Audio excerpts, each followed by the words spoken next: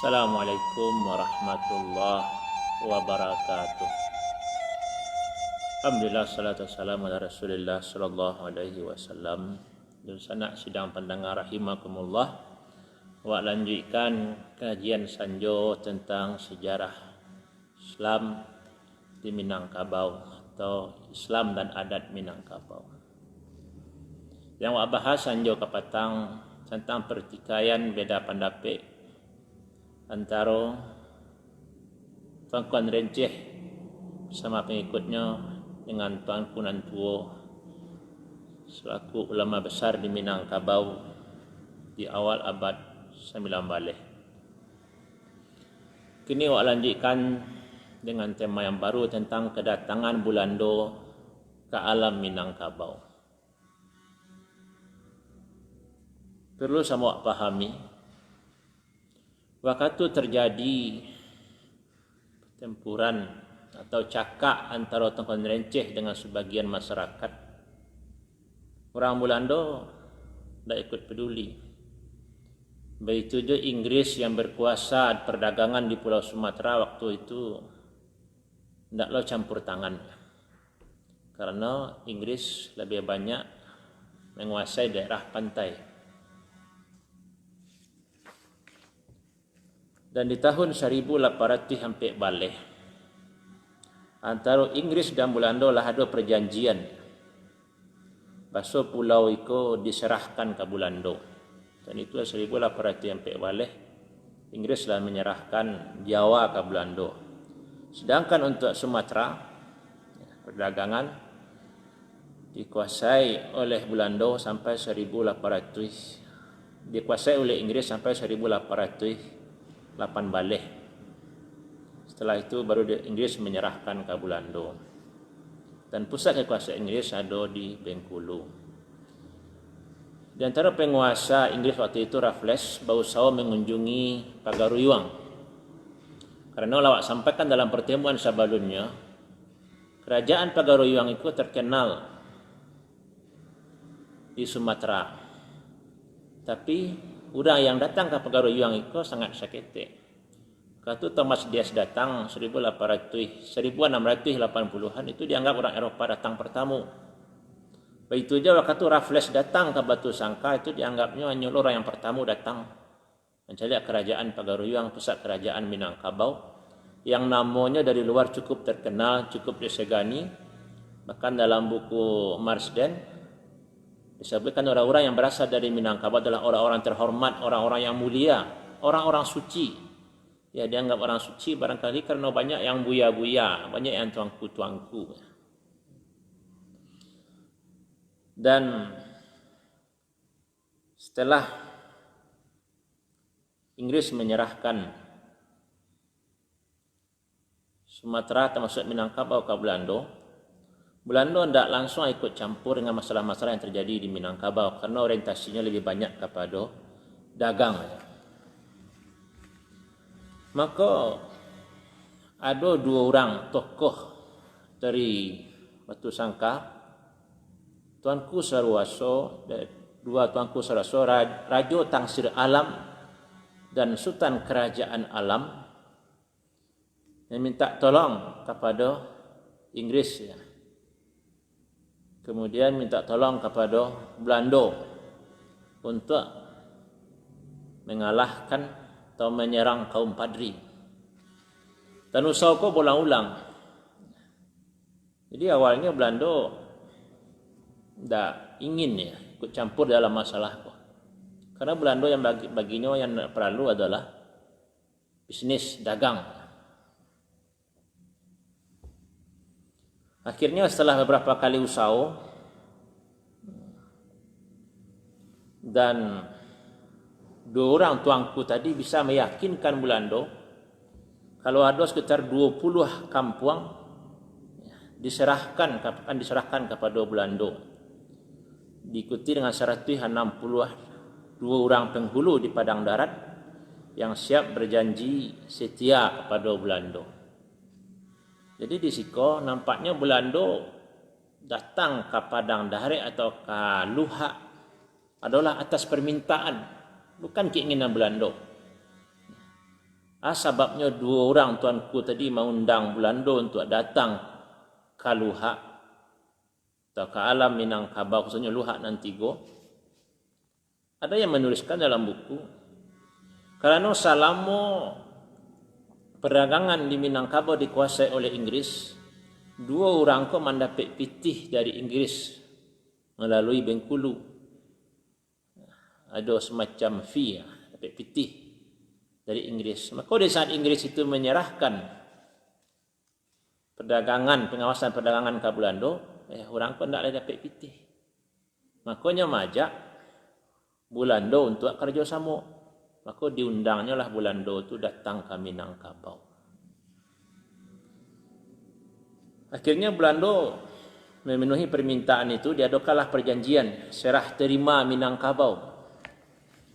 Disebutkan di siko sia yang hadir. Yang hadir pertama Sultan Alam,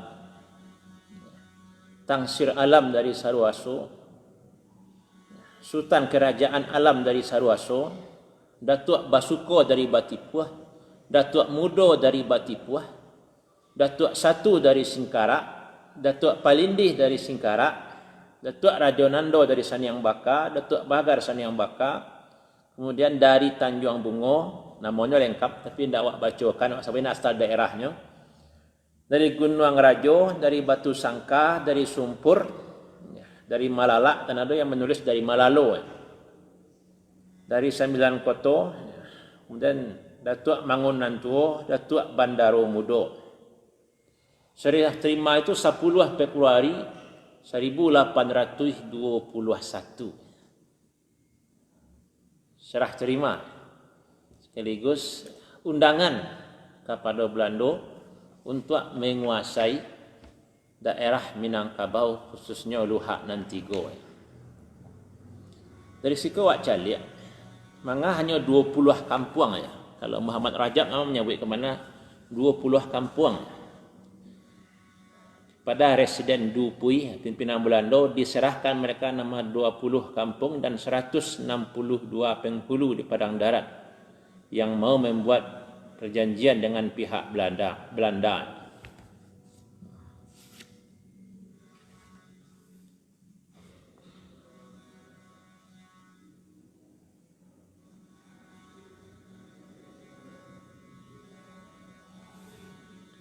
Dan dalam catatan tadi disebutkan bahwa mayoritas daerah di Minangkabau sebelum kedatangan Belanda itu memang di bawah kekuasaan Padri, ataulah banyak yang setuju dengan Tuanku Nan Renceh, dan tidak ada yang menghalangi apa yang dilakukan oleh Tuanku Nan Renceh dan kawan-kawan. Hanya yang waktu itu tidak merestui Tuanku Nan Tuo. Tapi tindakan Tuanku Nan Tuo tidak dengan cara yang keras, karena tidak dulu perang antara pengikut Tuanku Nan Tuo menyerang Tuanku Nan Renceh. Kalau penyerangan dari Belanda sangat mendetail dalam buku-buku tentang Padri, awak tidak mungkin membacakan perang-perang yang terjadi. Kalau yang ingin membaca, barangkali bisa membaca buku Perang Padri karangan Muhammad Rajab. Di situ detail tentang perang-perang bagaimana perang antara Belanda dengan Padri. Cuma awak tak akan membahas itu secara mendetail. Perang di Bukit Tinggi, perang di Palembayan, perang di Batu Sangka, ya, mungkin bisa awak baca langsung dari buku Muhammad Rajab. Cuma awak ingin mengambil beberapa kesimpulan dari apa yang terjadi. Tentang penyerahan Minangkabau oleh perwakilan 20 orang datuk tadi, tak seorang pun dari perwakilan datuk itu yang berasal dari Luhak nan Bunsu atau dari 50 kota. Dan tak dulu perwakilan datuk itu dari Luhak Agam. Dari 20 orang datuk yang ikut menandatangani, ya ada seorang menyebutkan dari Malala, tapi ada yang menyebutkan dari Malalo. Jadi mayoritas yang menyerahkan Minangkabau ke Belanda itu sekitar Danau Singkarak. Dari Batu Sangka sampai ke Danau Singkarak itu yang menyerahkan Belanda, menyerahkan Minangkabau ke Belanda 10 Februari 1821. Setelah mendapatkan penyerahan itu, Belanda langsung menyerang. Iaitu 28 April 1821.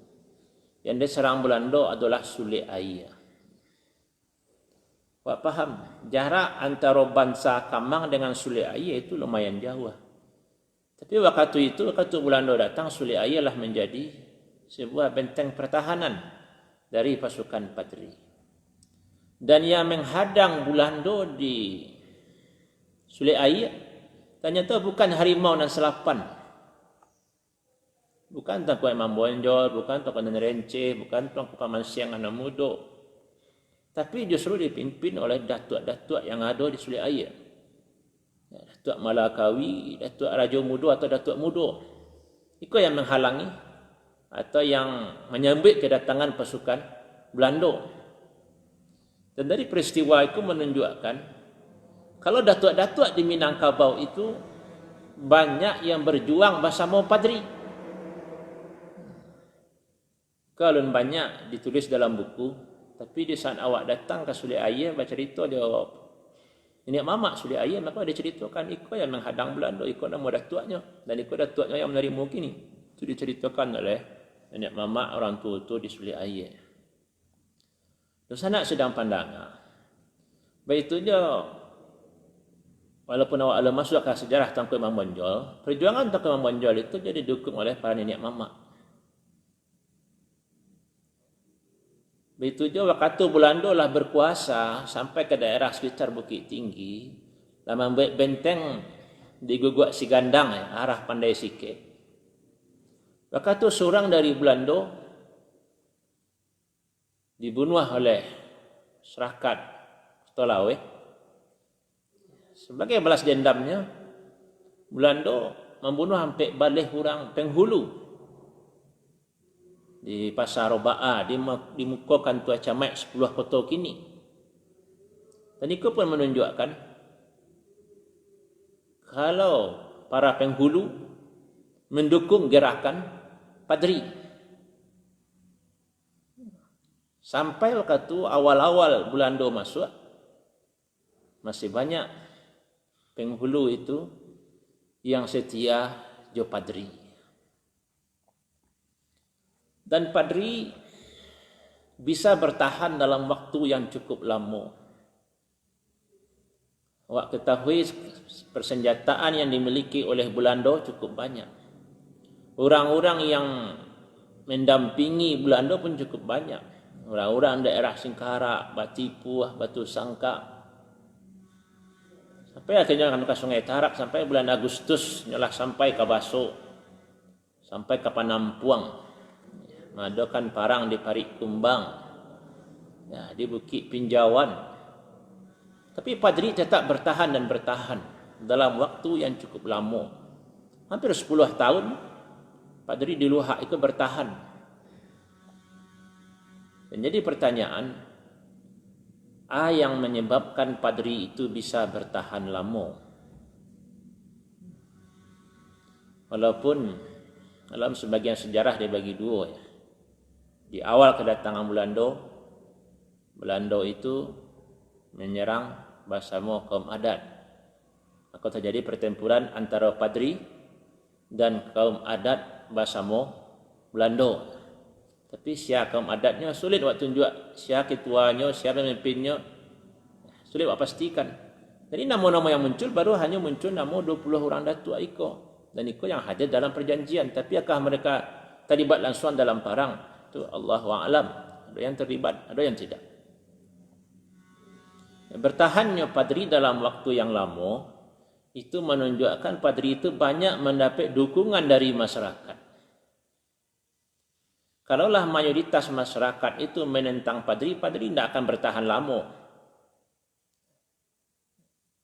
Dan dalam paruh kedua barangkali dengan kedatangan Belanda, baru dianggap masyarakat itu sadonya menyerang Belanda, ingin mempertahankan daerah.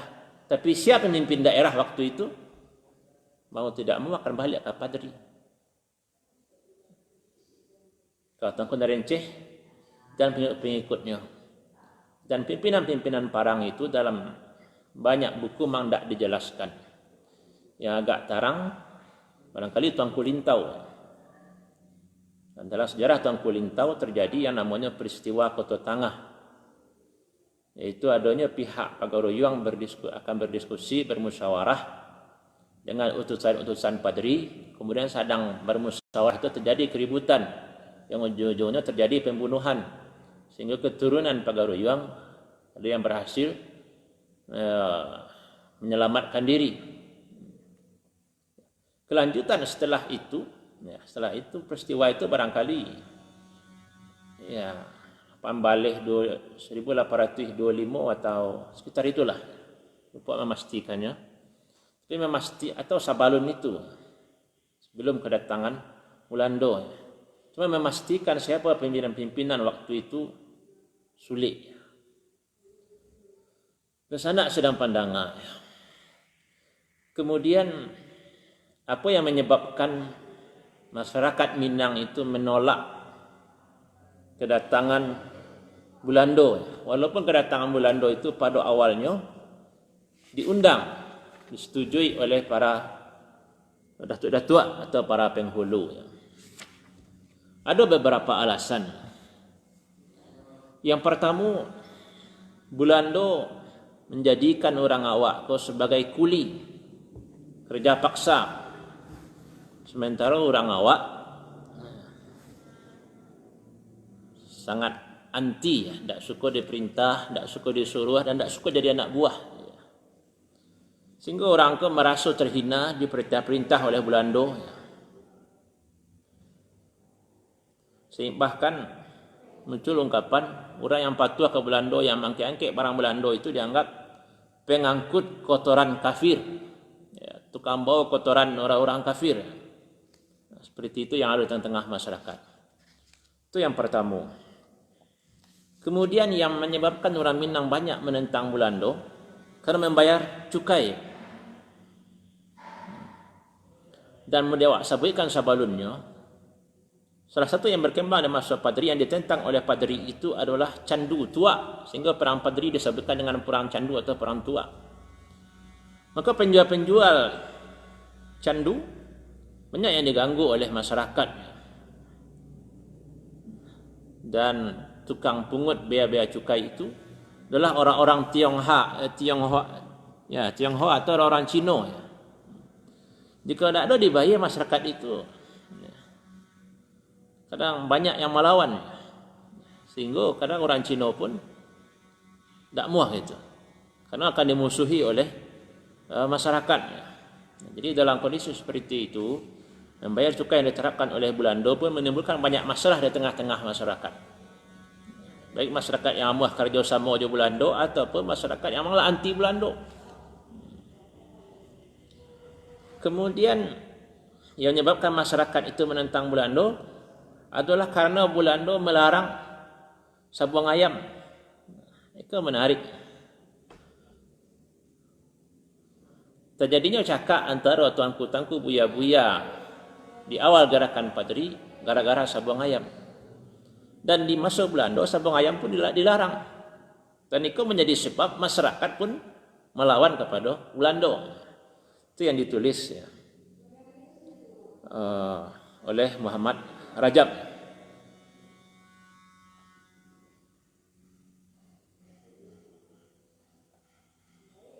Kemudian pernah juga disebutkan di Siko, salah satu faktor lagi pemberontakan adalah keluasan yang diberikan Belanda kepada para peminum candu.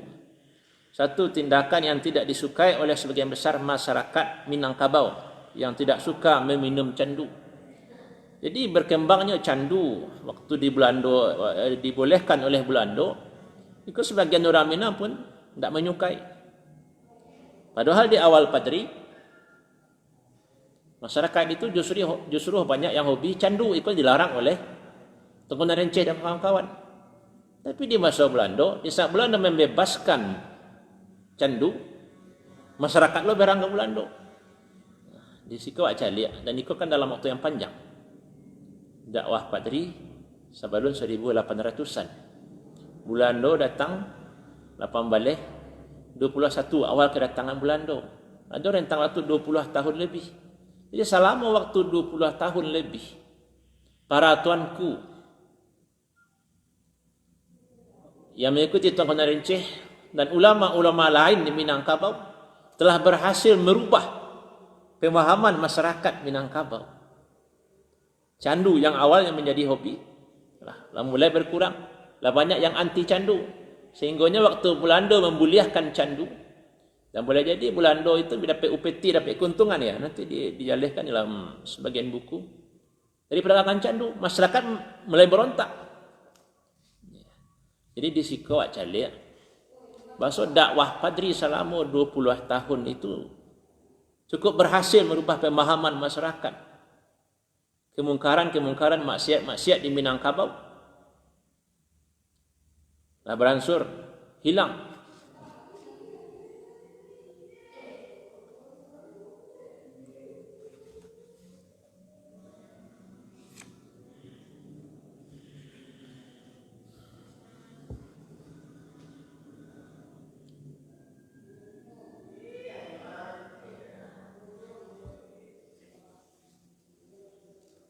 Kemudian daerah yang pertama sekali dikuasai oleh Belanda memang adalah Luhak Nantuo ya.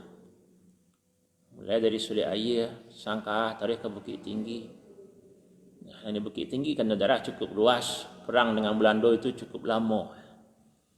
Dan yang terakhir, pertahanan terakhir Padri itu adalah Bonjol, sampai Tuanku Imam Bonjol. Dan tentang Tuanku Imam Bonjol perlu pembahasan yang terpisah. Salah satu yang dilakukan oleh Padri yang menguatkan posisi keislaman, posisi dakwah di Minangkabau selama Padri adalah mangkek di setiap kampung itu seorang imam, seorang qadi. Dan itu akan menguatkan posisi seorang ulama di setiap negari. Barangkali di zaman dulu itu alun ada wali nagari. Karena di negari-negari itu kalau yang kini masih tersisa yang bisa awak dapati, kedudukan penghulu itu sama kalau dalam Budi Caniago, dalam Kota Piliang adalah Datuk Pucuk. Yang sekarang jumlahnya terbatas, bisa 5 orang, masuk 10 orang dalam negari. Tapi siapa yang jadi ketua? Apakah ada ketua waktu itu yang ditunjuk? Itu Allahu'alam, awak alum mendapatkan informasi tentang itu. Tapi di saat Padri, imam itu ditunjuk oleh Tuanku Narincih, dan itu hampir semua nagari dari daerah di Minangkabau yang dibawah kekuasaan Padri. Dan waktu Padri ada aturan-aturan yang ditetapkan oleh Padri untuk dijalankan ya, hukuman-hukuman. Masa untuk orang yang merokok apa dendanya, orang yang mandi telanjang ya disabit kalau ada dendanya. Ya nanti bisa awak bacakan apa hukum-hukum yang dibuat oleh Padri untuk menegakkan Islam di Minangkabau. Dan yang sangat penting, masjid-masjid itu di Minangkabau itu banyak yang disebutkan berdirinya waktu Padri. Umpamanya di Luhak Agam, masjid yang dianggap paling tua masih ada jejaknya sampai kini adalah masjid di Mingkudu Canduang. Itu dalam sejarahnya dibangun di masa Padri. Itu je dalam sejarah Kamang masjid tua bila didirikan waktu Padri. Jadi Padri itulah sukses menanamkan semangat beragama di tengah masyarakat. Begitu juga dalam surat keterangan Fakih Sagir ya, yang merupakan kawan awalnya di Tuanku Narincih, kemudian berlawanan. Di akhir keterangan Fakih Sagir disebutkan salah satu keberhasilan Padri Tuanku Narincih telah menanamkan semangat berniaga dari masyarakat Minangkabau. Jadi bisnis lancar di zaman Padri ya. Ekonomi masyarakat hidup di zaman Padri. Dan Iko bisa jadi ikut menguatkan mangga masyarakat itu patuh atau mendukung gerakan Padri, sehingga untuk menghabiskannya butuh waktu yang panjang oleh Belanda. Walaupun Belanda memiliki persenjataan yang lengkap. Memang setiap pertempuran itu kadang Padri kalah, kemudian mundur, kemudian kalah lo, mundur, kemudian berparang lo balik. Tapi dia tidak mati. Sejak 8 Baleh 21 ya sampai pada Belanda itu menjatuhkan Benteng Imam Bonjol, Pambaleh 37, itu waktu yang panjang. Ya. Pasal peperangan antara masyarakat Minang, antara Padri dengan Belanda itu memang waktu yang panjang. Banyak penilaian dari pasukan Belanda sendiri terhadap perjuangan Padri. Dan nanti akan awak baca waktu membahas tentang sosok dari Tuanku Imam Bonjol. Jadi khusus untuk perang antara Padri dan Belanda, awak tidak akan menerangkan secara mendetail, dan itu bisa awak baca dalam buku Muhammad Rajab atau dalam buku-buku lain. Masa Sumatera Barat hingga Pelangkat Panjang mungkin ada seketik dibahas di situ. Karena itu cukup banyak. Karena kalau kita lihat dalam buku yang ditulis oleh Muhammad Rajab itu sangat mendetail tentang perang-perang antara Padri, antara masyarakat Minang dengan Belanda. Jadi kesimpulan yang bisa awak ambil kajian Sanjo, yang pertama, kedatangan Belanda itu ke Minangkabau adalah diundang atas permintaan. Karena sebelumnya Belanda tidak ingin ikut campur masalah dalam atau di Darek Minangkabau. Bahkan menurut sebagian penulis, Belanda itu beruntung sabananya dengan adanya gerakan Padri. Karena gerakan Padri itu memajukan perdagangan, dan yang menguasai perdagangan itu adalah Belanda. Andailah sejarah bisa menjadi andai-andai, andai Belanda itu kerjasama membiarkan saja Padri itu berkembang, ya keuntungan bagi Belanda boleh jadi akan semakin banyak. Itulah yang dibahas dalam buku Christine Dobin tentang gejolak ekonomi kebangkitan Islam dan gerakan Padri. Jadi buku itu banyak membahas masalah ekonomi di masa Padri. Dan memang gerakan ekonomi di masa Padri itu maju. Dan karena dengan adanya para ulama itu keamanan para pedagang menjadi terjamin. Dan itu yang awak nampak di awal gerakan Padri. Maksud kalau ada orang di perjalanan yang perjalanan dengan 2 orang melapor ke ulama. Jadi kedudukan ulama itu cukup tinggi di masa Padri, karena ulama lah sebagai pemimpin, ulama lah yang sangat berperan dalam masalah keamanan. Untuk sementara, untuk Sanjo kini wak cukupkan sampai di siko. Dan untuk besok khusus wak membahas masalah Tuanku Imam Bonjol yang wak ambil dari beberapa buku, termasuk yang ditulis sendiri oleh Tuanku Imam Bonjol atau pengikutnya. Dan itu sangat bermanfaat dan bala sikap Imam Bonjol dalam sistem dakwah yang selama aku dilakukannya. Karena dalam perjalanan Imam Bonjol itu merubah metode dakwah. Jadi metode yang keras, banyak menganiaya, banyak merampas, ke metode yang lain. Dan Tuanku Imam Bonjol itu adalah seorang pendidik dan cukup aktif dalam kaderisasi ulama, sangat memperhatikan masalah ilmu pengetahuan. Dan dalam biografi Imam Bonjol awak juga akan bertamu kalau Imam Bonjol itu seorang ayah yang sangat peduli terhadap pendidikan anaknya. InsyaAllah buat lanjutkan sore besok membahas tentang Tuanku Imam Bonjol. Assalamualaikum warahmatullahi wabarakatuh.